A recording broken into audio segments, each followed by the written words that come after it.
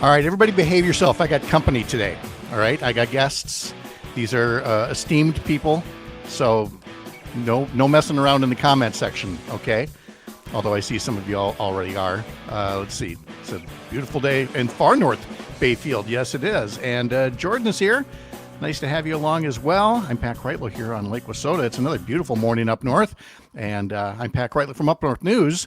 And I get to host the Wisconsin Politics group chat, which has no formal opening, has no theme song, has no nothing. So when Kate and Dan put this together, you know, we start yapping when we start yapping, and that's it. So say hello to everybody. I feel like Peter Marshall on the old Hollywood Squares. Hello, stars.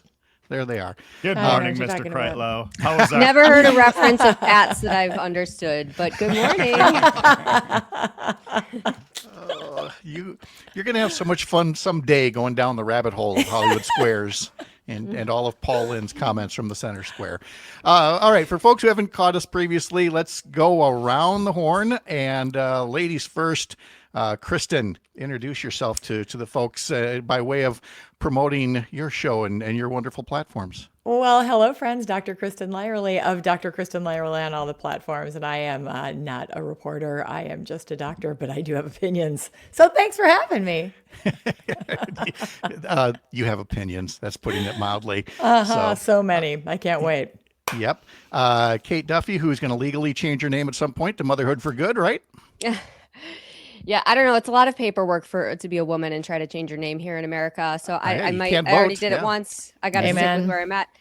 But yes, I am Kate Duffy. I am a content creator, aka Motherhood for Good, on all the platforms. Do a bunch of different stuff. Also have lots of opinions, especially right now. I'm excited to get into it.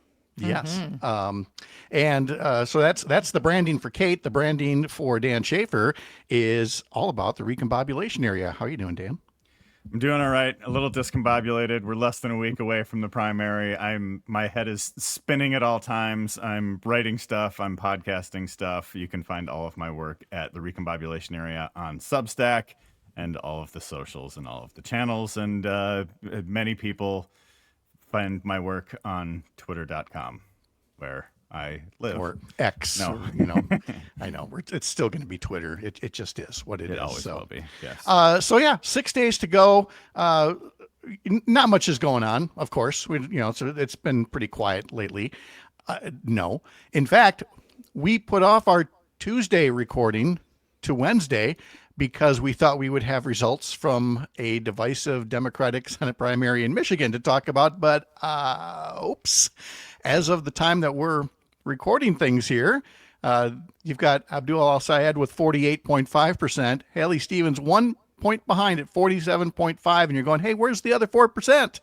Mallory McMorrow, who dropped out of the race weeks ago, but still has 4% of the vote, something like 4 times the number of votes as is the cushion between the two. Dan, we think Wisconsin's discombobulated. I would say Michigan is the discombobulation capital this morning. It sure is. And I think a lot of folks expected Abdul Al-Sayed to be well ahead of Haley Stevens. Most of the polls had him up by a double-digit margin going into election night. That does not appear to be the case. I think the Midwest, the Great Lakes states here are always unpredictable a little bit when it comes into these election nights. And so I think, for many who were expecting this progressive arrival moment with an El-Sayed victory, not quite so sure that is going to be the takeaway. Although, at the same time, there was a whole lot of money that went into back Haley Stevens in this campaign. There was a lot that El-Sayed was going up against. And so, the takes. There are so many takes that we can take away from this. But the polls did seem to be underestimating Stevens. Yes. That does seem to be one of the takeaways for sure.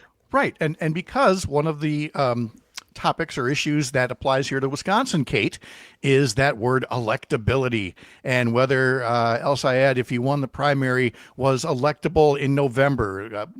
Same being said about Francesca Hong. And, we're waiting for new polling this week to see if David Crowley is closing the gap. I don't feel, Kate, like the Michigan results made things any clearer as far as whether the word electability really means anything when you're counting the primary votes. No, and I've watched what was going on in the Michigan race, but not super closely. Like, I'm not somebody who anybody should listen to like really analyze this race. I think I watched it as kind of a normal person who's a bit more plugged into politics. I mean, I thought he did a great job campaigning. I thought it was looking really hairy for her like a month ago, and then she seemed to like actually embrace some of the hate she was getting online and turn it around. And we saw her kind of surge a bit in, I won't say the polls, but like, the poll of public opinion a bit was kind of softening on her. And then I think you saw more people coming forward to support her. And I know she had a lot of support, especially like in Detroit, especially from the Black community. So I think they both just ran very different campaigns, but I do think she was kind of underestimated the whole time. I thought, I haven't seen much from him that made me particularly nervous about his electability, but I'm pretty progressive. So I don't know. I was also watching last night. I tried to stay up until they called it, but I couldn't. And the McMorrow numbers was also something I was watching because I'm like, we still got 4 in the race here. And this is McMorrow, and she dropped out more than a month ago, and she's still getting 4% of the vote in a swing state. That is killer. So that had me thinking, I don't know what's going to happen now. No. And Kristin, the opposite of the electability argument is establishment. And either an establishment Dem is a good thing because they're safe, or they're dinosaurs that need to be mowed down. Well, the establishment didn't really get mowed down here, and the electability concerns also aren't apparent one way or the other in Michigan. Do we feel like anything is any clearer today in Wisconsin, 6 days out from the primary? I think we are definitely going to dig deep into what you just said as it relates to Wisconsin. That's going to be this episode. But here's why we care. First of all, because let's be honest, the UP is Wisconsin, so we are Michigan. Agreed. But also, mostly because this is a barometer for what's going to happen here in a week. And what we've been seeing across the country is this surge in democratic socialism. We've seen Mamdani, all these victories in New York. Wisconsin is not New York. Michigan is not New York. So I think the Michigan results are much more likely to be what we see here in Wisconsin. And it's also important to note that Fran Hong, if we're talking about Democratic Socialists, Fran Hong, Abdul, Mamdani, not the same people. They all have very different backgrounds. They all have very different public presences. The culture around them is different. So as much as we want to draw these comparisons, we also have to remember that they are all very distinct and different people. Yes, with things that help or hurt them, depending on things they say or do. And maybe at some point we'll get into whether we cancel Thanksgiving or not. Jesus Christ. Of all the things we could be talking about. But instead, Dan, let's before we talk about woke Thanksgiving. Yes. I do think I think, Kristin, that's a great point, in that these campaigns are not perfect proxies for everything that you might, want to map across whatever's happening in Wisconsin. I think I've said this many times. I think it is a mistake for people to characterize Francesca Hong's campaign as your cut and paste progressive movement campaign. I also think it's a mistake for people to characterize David Crowley's run, or, relaunch and run and all of that, as a typical establishment campaign either. Mm-hmm. And so I don't think either of those characterizations totally fit here. I think there is a lot of nuance. And I think the Michigan race, being a Senate race, being a federal race, talking about national issues, that is much, much different than what we're dealing with here in Wisconsin. There was a governor's primary in Michigan too.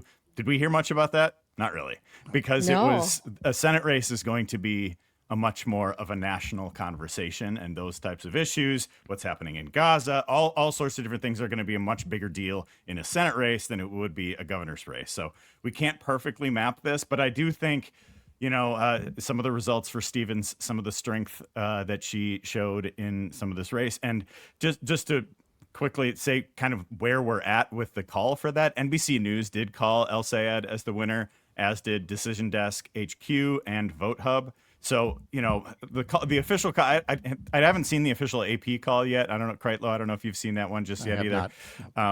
But where are we at with Dave Wasserman? Has he seen enough? I haven't seen if Dave has seen enough yet. That's a good question. Kate's more of an insider than she lets on. Yeah, I mean, she gets the references. That's awesome. It is, pardon the news cliche, Dan, but as we move now from Michigan, just to explain why we're a day late on here, we thought the results would help illustrate Wisconsin. They do not. So let's just keep it to Wisconsin. Forgive the news cliche, but is frenzied the appropriate word to describe what the candidates for governor have been doing in this final week of the campaign? Yeah. I'd say. Yeah. And it starts. Let's start with the roadshow, the David Crowley, Toney Evers roadshow, because that is putting on miles. It's getting earned media, and it's also hoovering up a lot of campaign cash. Though, how much good does that do when it's this close to Election Day? Okay, I just want to say something about campaign cash. I have gotten several mailers for Fran. I've not gotten a mailer for any other candidate. And I see a lot of Fran ads. I see a lot of Tom Tiffany ads. I don't see any. I've heard people say they see Crowley ads a lot.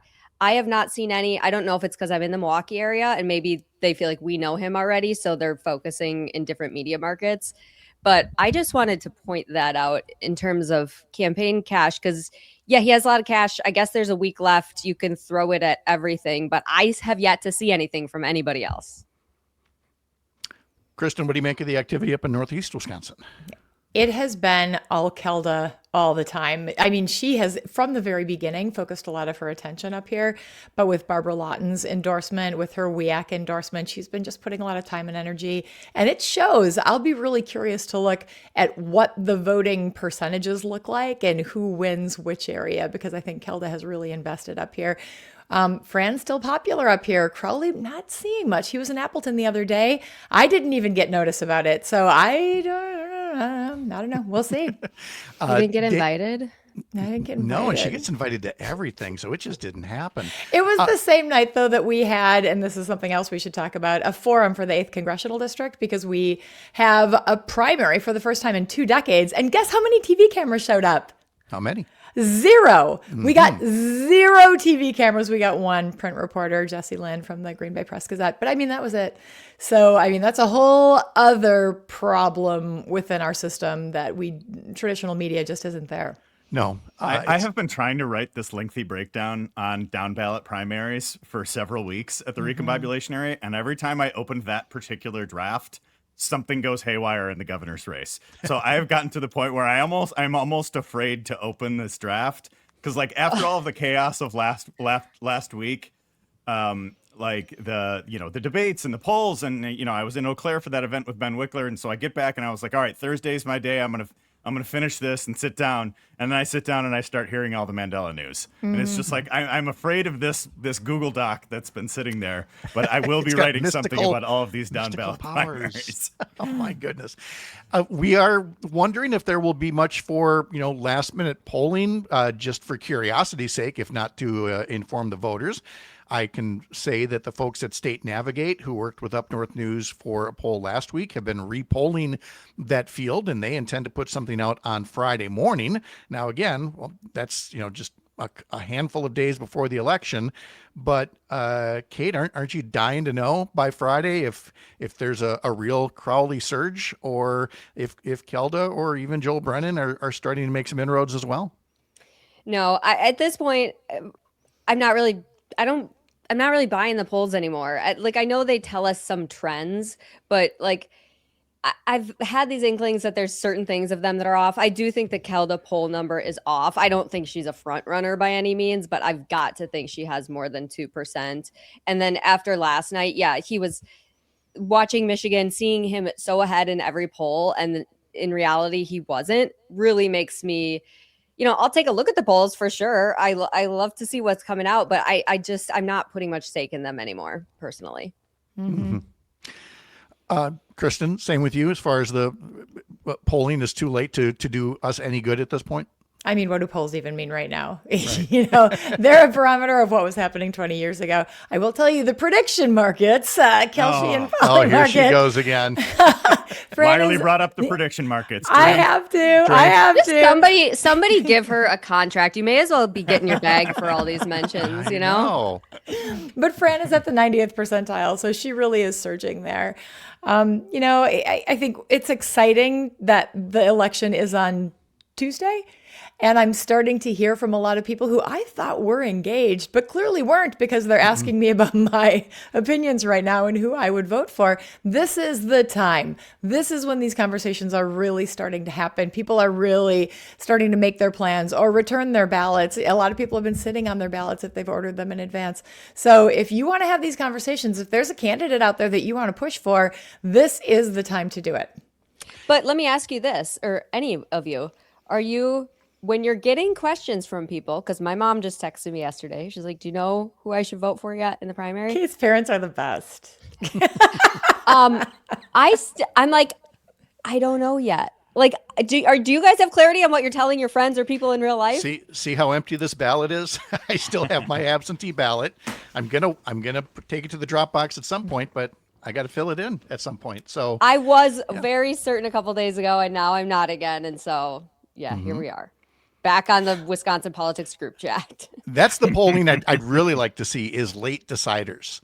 Oh my gosh, how many reached a final decision in the last 24 or 48 hours, and how did they break?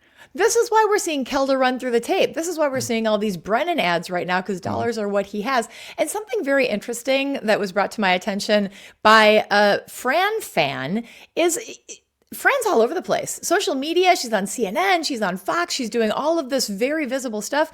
Crowley knows, his campaign knows that she owns that space, so he's working all the different channels, all the establishment stuff, getting all of the endorsements, having the conversations with the unions, with all of these other reliable groups of voters that Fran isn't tapped into. And I think that is not reflected in the polls, and that could be a big surprise for us on Tuesday. Here's a comment from Jenny, who says, reaching as many people across the state is incredibly important. However, this is where ground game matters most.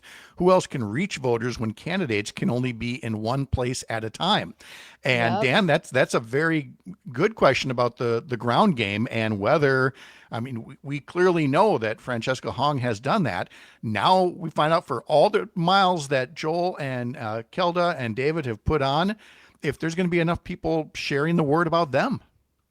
Well, and I think this is where you look to some of the endorsements that David Crowley has picked up from a number of unions, because I think when it comes to actual turnout, you know, these are groups that are experienced in getting people to go to the polls. And if people are undecided, they might look to these types of endorsements from you know, the professional firefighters union or the labor unions or building trades, or, you know, in Milwaukee, Gwen Moore.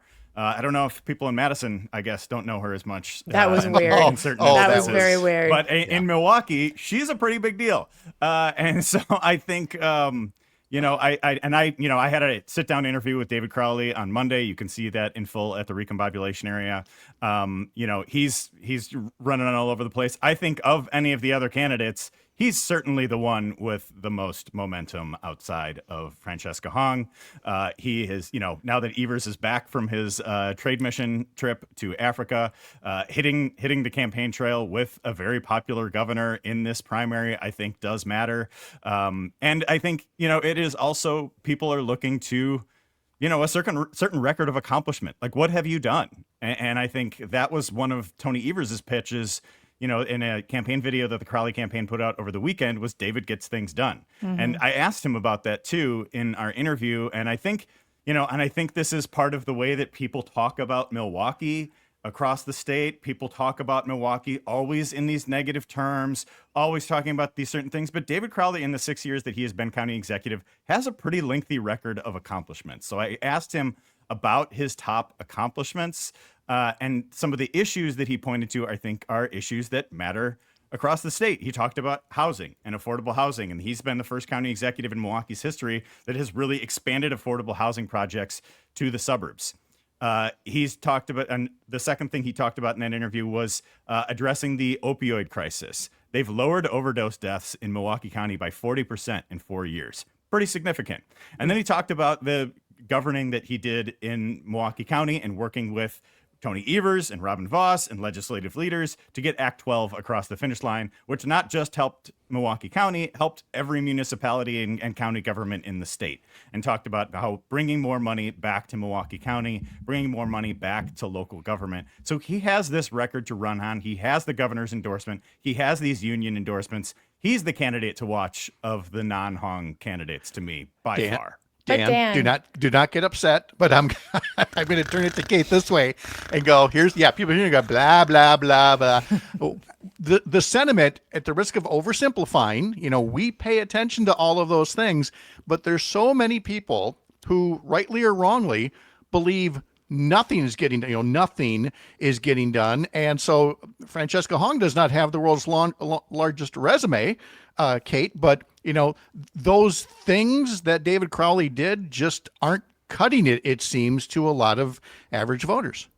Because it's in the weeds, typical government, which is like what government really is supposed to be. It's not cutting through to like the internet, because it's stuff like that unfortunately doesn't get clicks or whatever. And Fran has not gotten as many things done in the legislature. However, that can't be held really against her, because ever since she's been in the legislature, it's been a very divided. Robin Vos has been the speaker. She was able to get the one bipartisan bill across the finish line with support from Republicans to teach Asian American history in Wisconsin schools, which is a really big deal and had a lot of support. But what I will say about her, like, regardless of actual legislative accomplishments, is, I followed her career for years, and she is very consistent. She's always, whether or not she's gotten bills done, she has always backed childcare funding, money going back to public schools, healthy school meals for all. She's always been questionable about the data center stuff. Like, I do think that's important for voters to know too. Like, she's been pretty steadfast in her values and the things she's been pushing for, whether or not she got them across the finish line. Yeah, and that could be said you could say that of any Democratic Assembly representative, that they haven't accomplished as much, because Robin Vos has just obstructed everything and not even denied a public hearing, much less opportunity for a bill to see a vote on the floor. Not even a public hearing for most Democratic introduced bills. So that's an issue not specific to Francesca Hong. That's more of an issue specific to the way divided government has worked. But that is a point I think we need to talk about, and everybody needs to understand. And at some point, I got to go find it, and they should repost it again. But Fran had put out a visual of all the bills that were introduced in the last legislative session, Republican bills and Democratic bills, and which ones even got hearings, I think. And it is wild to see in a visual sense how many Republican bills got hearings and worked their way through the system.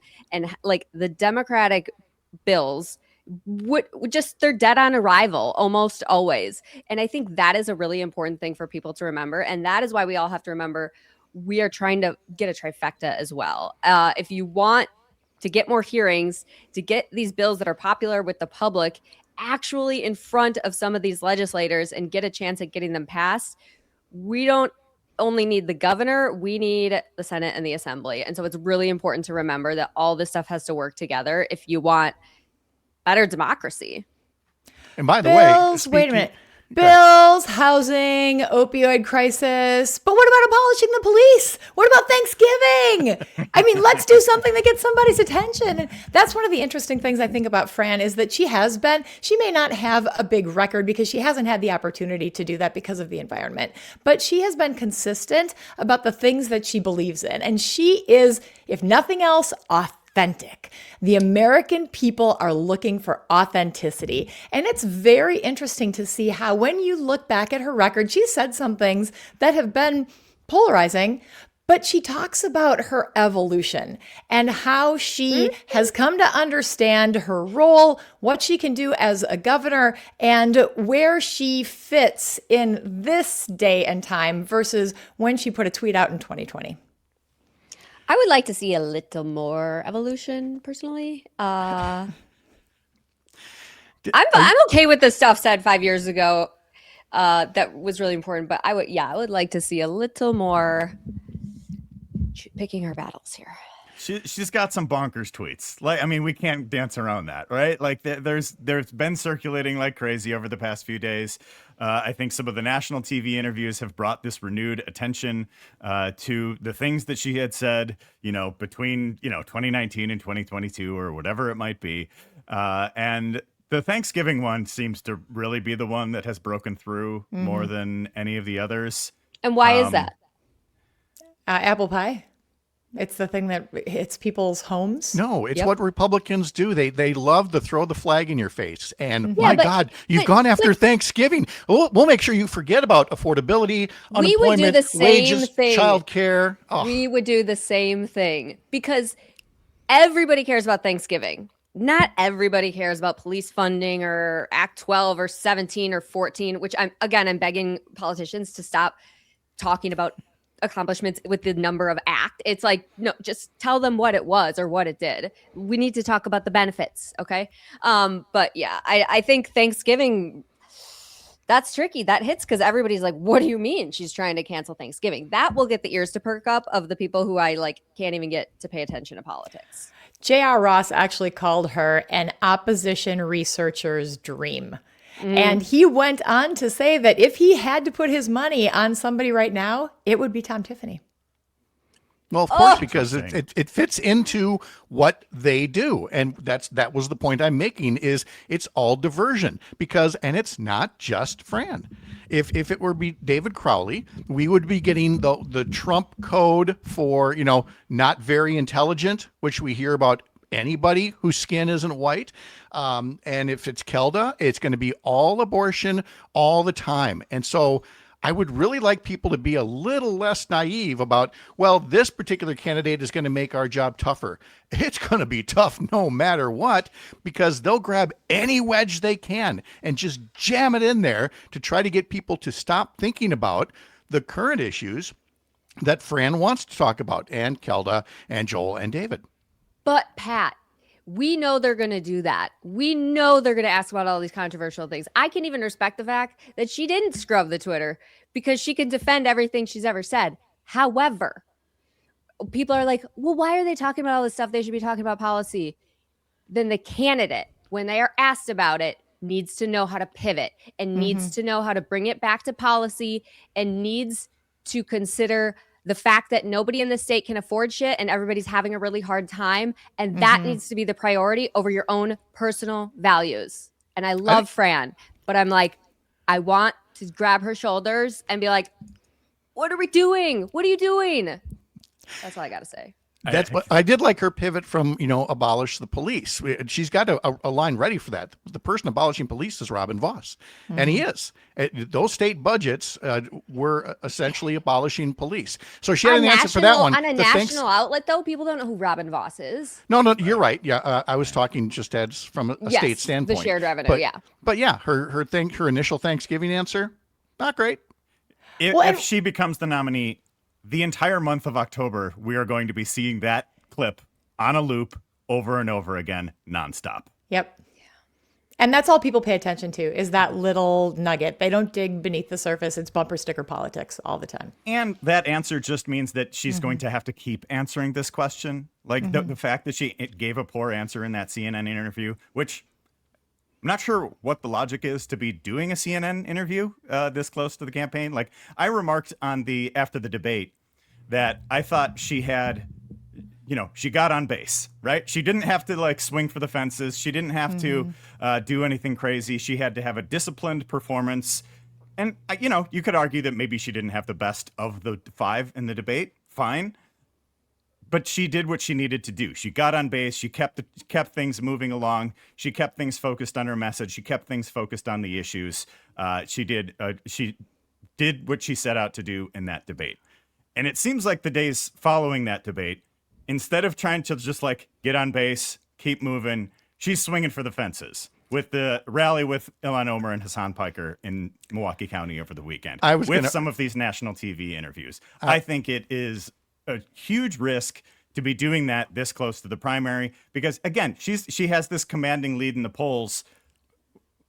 Why not just stay focused on Wisconsin, stick to the strategy? Why take these big swings so late in the primary, I don't understand. See, I was going to go with she's on base, but she there's nothing worse than a running mistake when a runner like tripped. She tripped on third. She was rounding third and she tripped on the base, Kristin.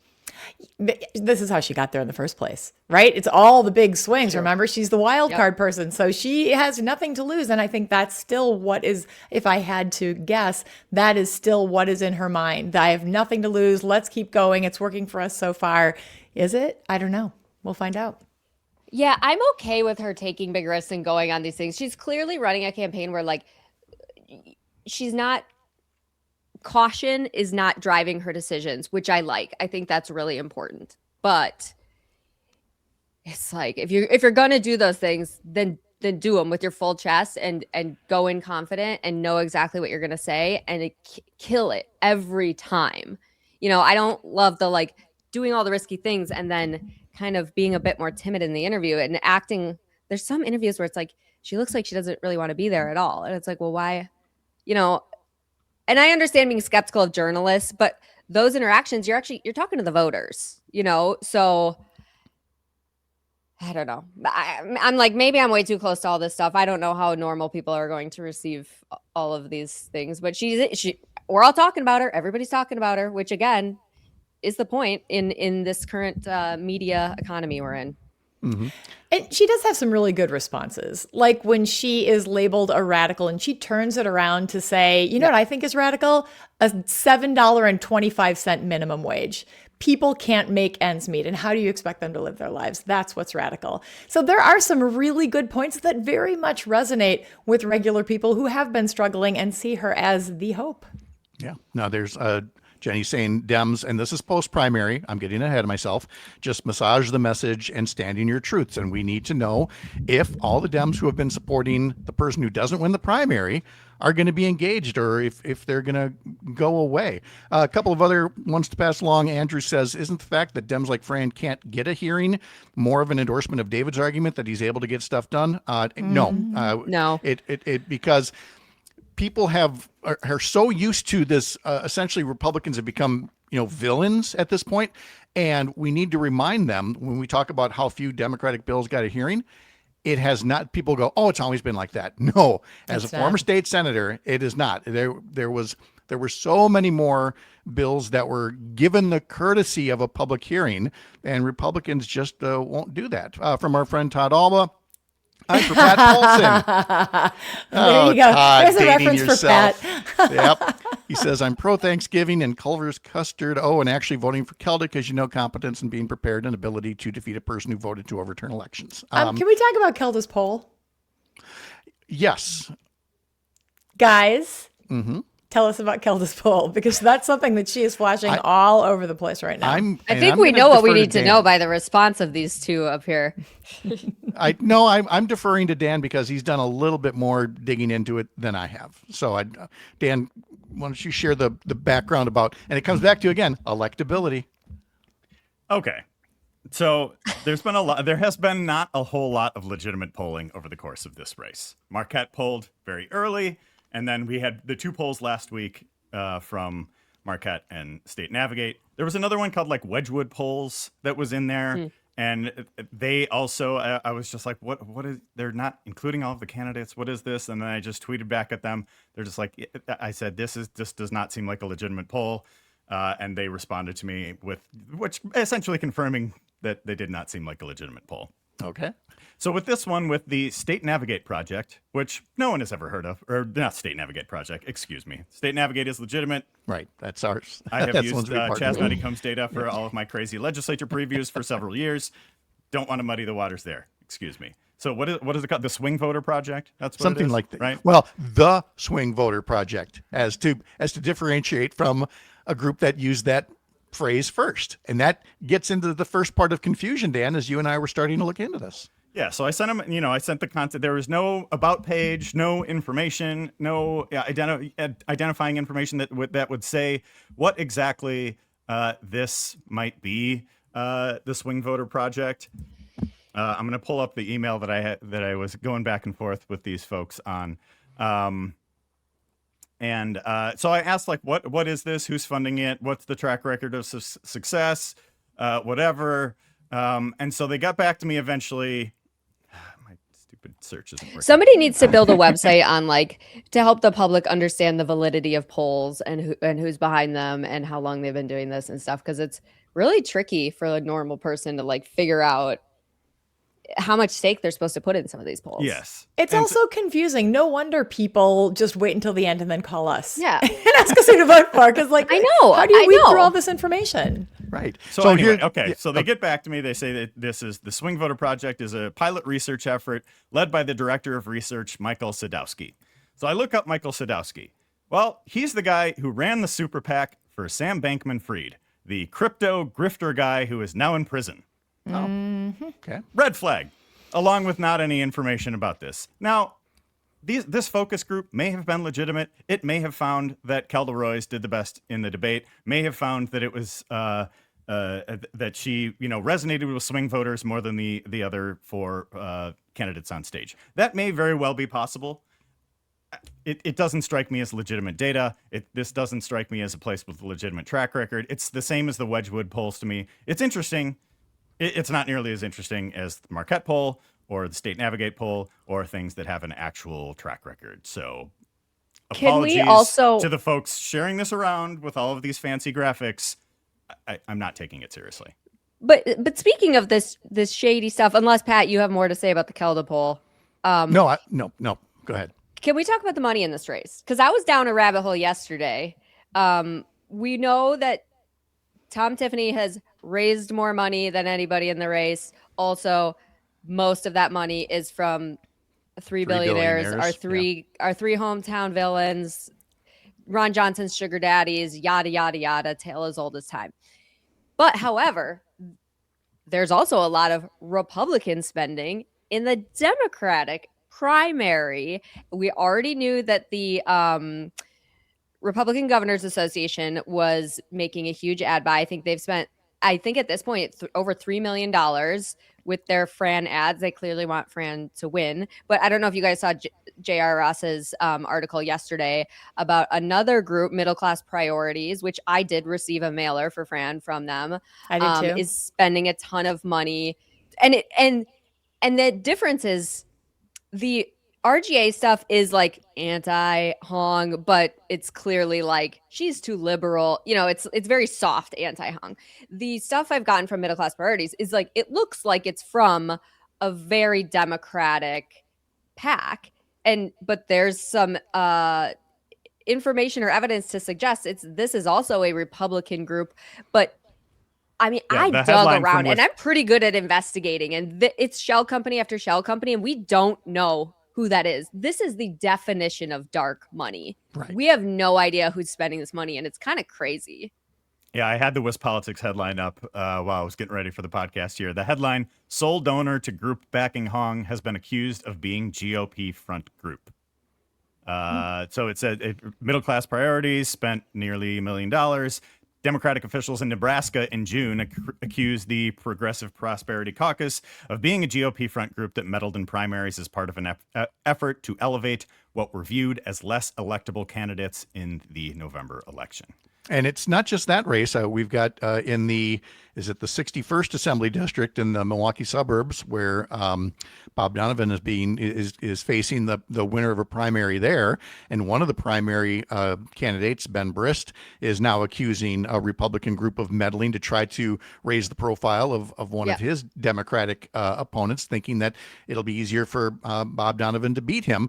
And the whole point of it being, to Kate's original point, when you, meaning the Republicans and the entire right wing, have more money than God, you can play with. Hang on, this is my trash can down here. This is a Jesse Eben. This is a Jesse Eben flyer. This is a Jesse Eben flyer. This is a Jesse Eben flyer. This is a Jesse Eben flyer. This is a Jesse Eben flyer. Who's Jesse Eben? She is one of the 4 Republicans running in the 7th Congressional District primary, trying to catch up with Sean Duffy's son-in-law, Michael Alfonso. But this group, American Future Fund, is all in on Jesse Eben. And when you've got enough money to take a known Democratic former legislator and bury him, and bury him, and if you got money to do that, you got money to Well, and it is worth noting that those attempts in the 61st are paid for by the Jobs First Coalition, which is one Robin Vos and his wife and their whole group. That's who's paying for those ones. So at least we kind of know that one. I know like regular people probably won't put those together, but we know. But I think this other money coming in, it's just crazy that there's no way of finding out who that is. When do we get to the point where regular people feel so bamboozled by all of this that they just throw it all away and listen to people that they trust and actually go back to the candidates and go back to that authenticity thing? Yeah, it's happening. I mean, that was half of my day yesterday. It was like I felt like the people who do not want Francesca Hong elected, it felt like their hair was literally on fire yesterday for the amount of outreach that I got from people saying, what about this or what about that? And I felt like I was talking some people off the ledge. And again, I'm just one guy, but it definitely feels like people are really now turning to, I hate the phrase, the thought leaders, the influencers out there, and say, I would just say nerds, and say, okay, you've been paying attention. What do you think? And I feel like that sense is greater than ever before. They see all the mailers, they see all the ads, they see it, in between rounds of Words with Friends on their phone, and they just want to hear from an actual human they know and can fill in the blanks. And I think we are in this gray area too for some of this spending, like when people are paying influencers to say things. I think this is super rampant on the right now. If you're on Twitter and seeing some of these folks from like, AFT or whatever else it might be, and just like it is out there. But I will also say the Recombobulation area therapy text line has been buzzing over the past 48 hours. There are a lot of Democratic sources who are very nervous right now. And you tell you what, I also think it's like, it would be weird if folks in Democratic circles were not nervous less than a week before the primary. I think most of us on the left have like resting anxiety face when it comes to a whole lot of this. So, this was the case before the spring election with Susan Crawford going against Elon Musk or Brad Schimmel in that race. And so like there is always going to be this angst that goes before this. But the therapy text line has been buzzing lately, that's for sure. Well, and the truth is that Democrats might be about to nominate somebody that the party doesn't want to defend in November. And that's going to make things really hard for all of us to unify around a candidate that we've been really uncomfortable with for a myriad of reasons up until this point. But I just want to introduce one word: abortion. And I know you said it earlier about Kelda, Pat, but I don't know if you guys were paying attention yesterday. Acting Attorney General Todd Blanche is on the record accidentally talking to faith leaders about this national abortion ban plan and how it is his intention to make abortion illegal in every state permanently. So it's back on, and people are very uncomfortable with this. And Tom Tiffany was a co-sponsor for the national abortion ban with no exceptions for rape or incest. So regardless of who we end up with on Tuesday, abortion is back. And that is going to be a giant problem for Tom Tiffany. Look at you getting back on message. Like some of us can talk about Tom Tiffany essentially being like a traitor and wanting and run a campaign, Tom Tiffany trying to overturn an election. So yeah, there's going to be a lot of messages to talk about starting next Wednesday if Francesca Hong wins. Not just Thanksgiving or old tweets. There are still plenty of people who have abortion rights or affordability or something else as their main issue. And they know that Tom Tiffany just wants to turn everything up north into strip mines and strip malls. And they're not going to be quiet about that either. So, they may not be out there saying, go Fran, but they certainly will be out there going, no way do we want a Governor Tiffany. Do you want Thanksgiving to be uncomfortable? Then vote for Tom Tiffany, because I'll make your Thanksgivings uncomfortable from now on. And by the way, quick plug for when stuff like this happens, we need to remember that we need to retain our Attorney General to fight this stuff. And that is Josh Kaul. And you may not have heard this name because I don't quite know where he's been, but he is running. He doesn't have a competitive primary, so he'll probably come out a bit more after the August 11th. But that one's going to be close too. So everybody make sure you are voting for the attorney general. It was last time, and the same guy, Eric Toney, Fond du Lac district attorney, is running this time. And the difference being that 4 years ago, you didn't have a Trump presidency. It was the Biden presidency. And now Josh Kaul would be right to say, look, do you want somebody who's going to stand up to Trump with the dozens of lawsuits that he has been part of with other states to try to stem this kind of federal government overreach? Or do you want a rubber stamp for Donald Trump, which is, exactly what Eric Toney would be. He has said he wouldn't be going after Donald Trump. He'd go after the Wisconsin Supreme Court. He said at the Republican convention that, I would be the firewall between the supermajority left-wing agenda on the state Supreme Court. So, I mean, you talk about somebody who would politicize the office. That attorney general's race, you're absolutely right, has received zero attention yet. And yet, we have to remember Josh Kaul only won that by about 1%. And so it's probably going to, like the governor's election, it's probably going to be close again. Every statewide election in Wisconsin should be considered a toss-up. Yeah. No one should be favored. Always. It should always be considered a toss-up. Every time. Yeah. And remember, it's the most Josh Kaul was a favorite to run for governor, if you look back at all the people who were queuing up to run in this race. But he made a very deliberate decision to stay in this role because he understood how important it was to have someone who was experienced in this Trump environment where everything is in the courts. Yeah, and seeing what we've seen now and how this has gone, I think that was a smart decision. I think Josh is great in that AG role. Don't know if he would have had what it takes to garner the attention in the governor's race. But speaking of the other person who made a decision way back when, Sarah Godlewski's got to be sitting back right now, just eating some popcorn and thinking she really made a good decision. Cheese curds. Well, but in running for lieutenant governor, though, I mean, she always knew they don't run as a ticket pre-primary here in Wisconsin. Yeah. And so she's got to be looking right now. I'm sure people are calling her going, hey, are you prepared to run on a ticket with Francesca Hong? Hey, are you prepared to run on a ticket with David Crowley or Kelda Roys? I mean, there's a mind we'd like to crawl into now. She is, I think. Do you know anything about Sarah Godlewski? She is prepared for everything. Joyfully. Yeah. And I shouldn't have said she's sitting back eating popcorn, because actually she's been out there working, hustling, being that accountability voice against Tom Tiffany for months now.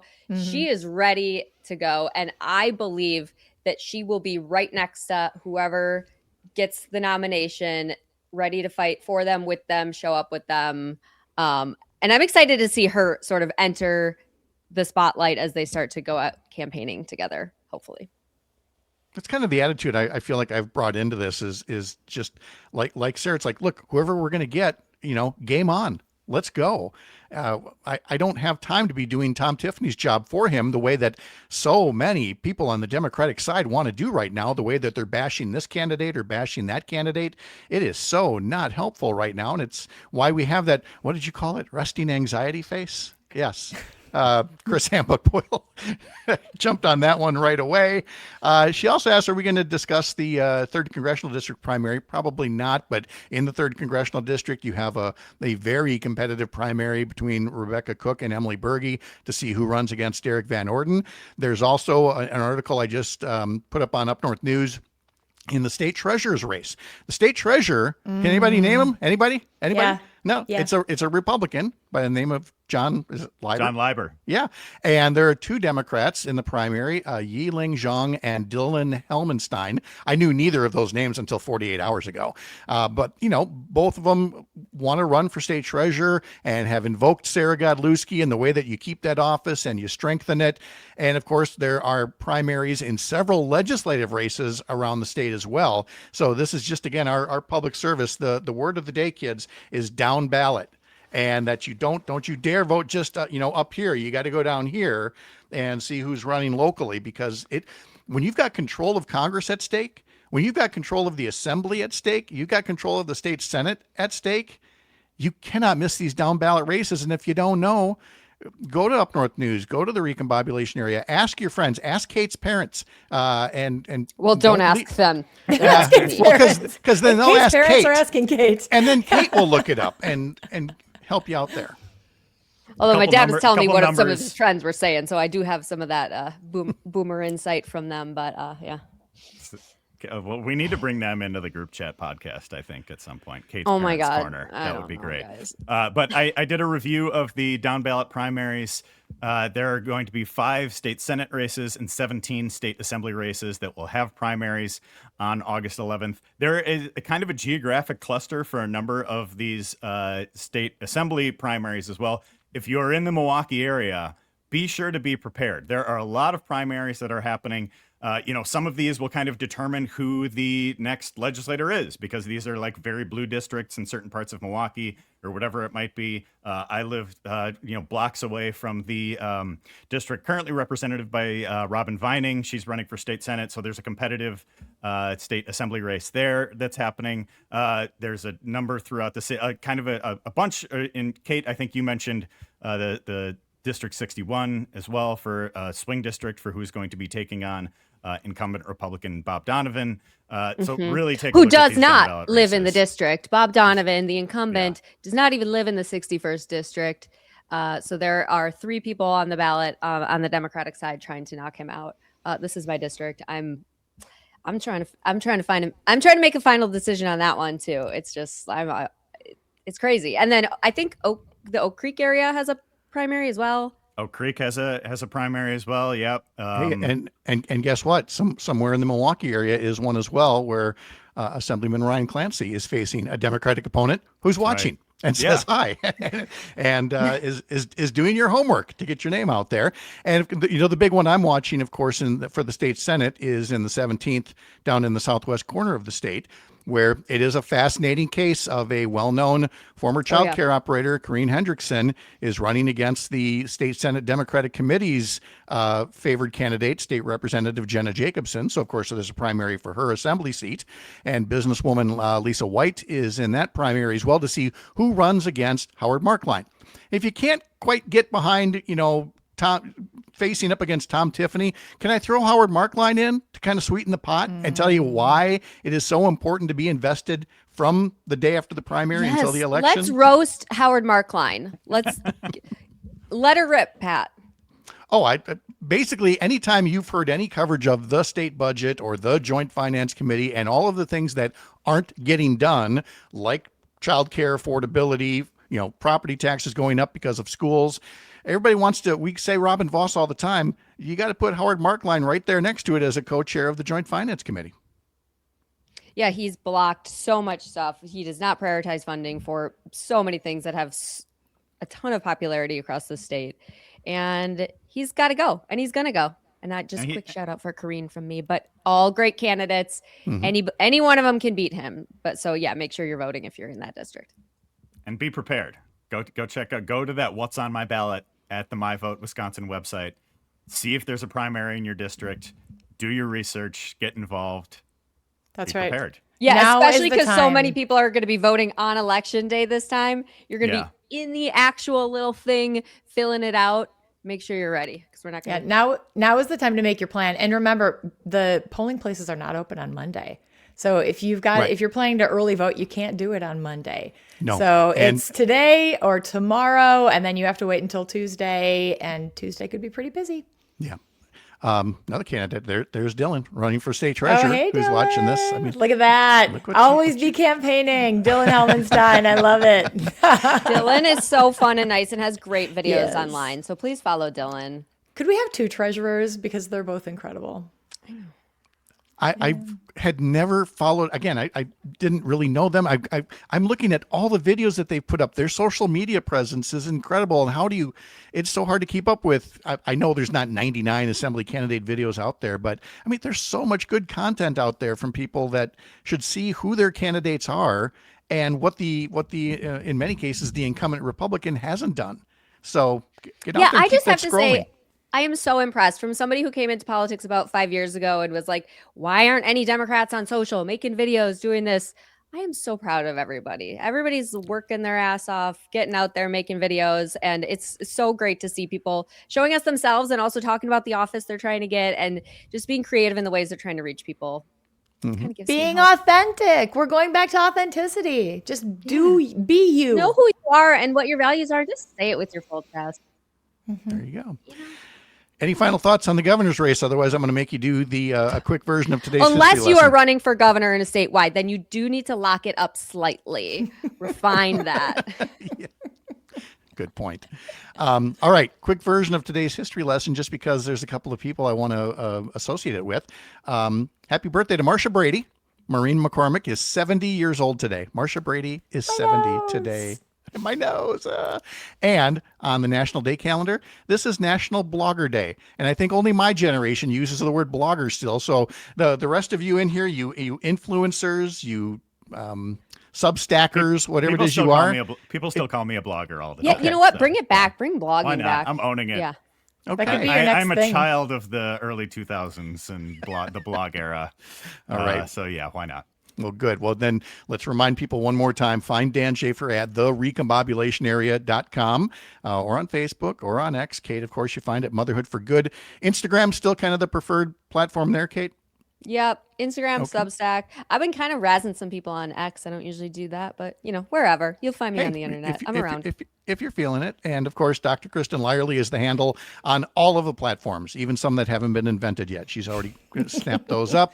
Even LinkedIn. Do you have a show or a guest even coming LinkedIn. up? Yeah, actually, I interviewed Dr. Jennifer Grandis, who is a leader nationally in head and neck cancer research. And we talked about her new book, Harsh Medicine, and why women can't get ahead in medicine. So it's not political, but it is actually quite political.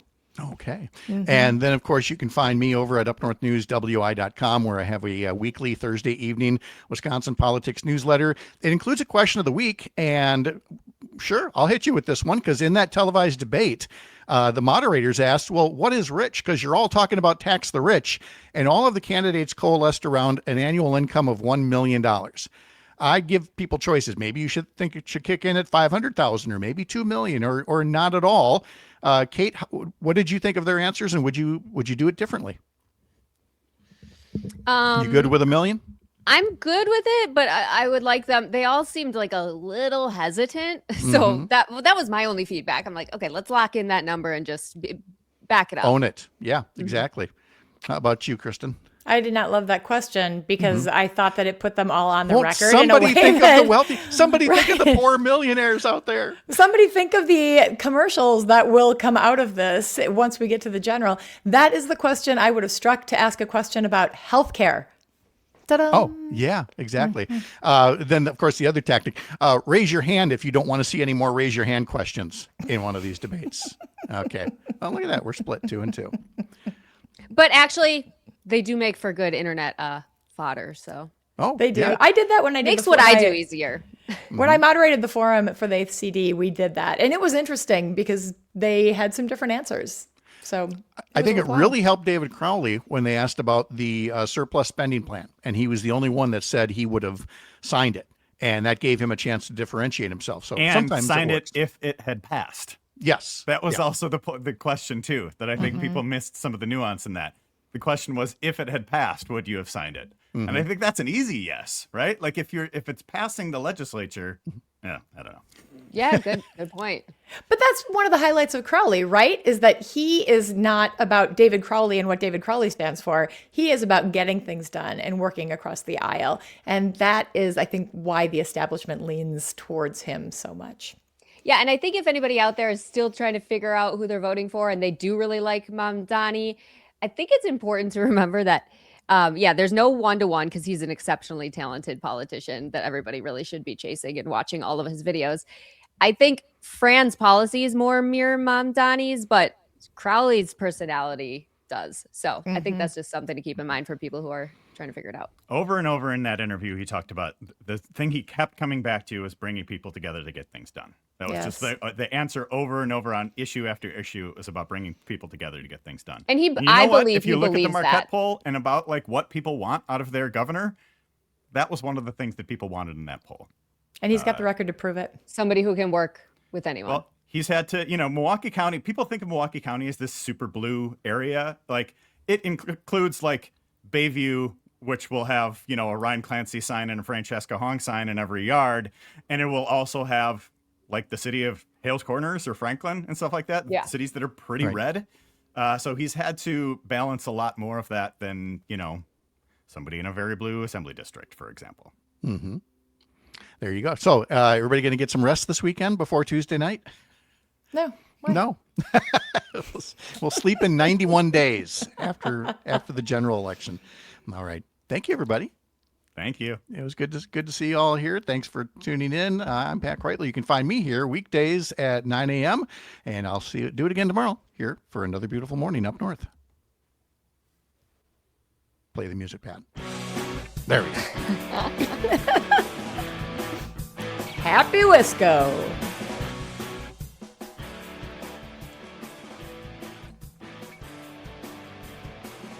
Pat, I think that should be the name of your memoir. Play the music, Pat.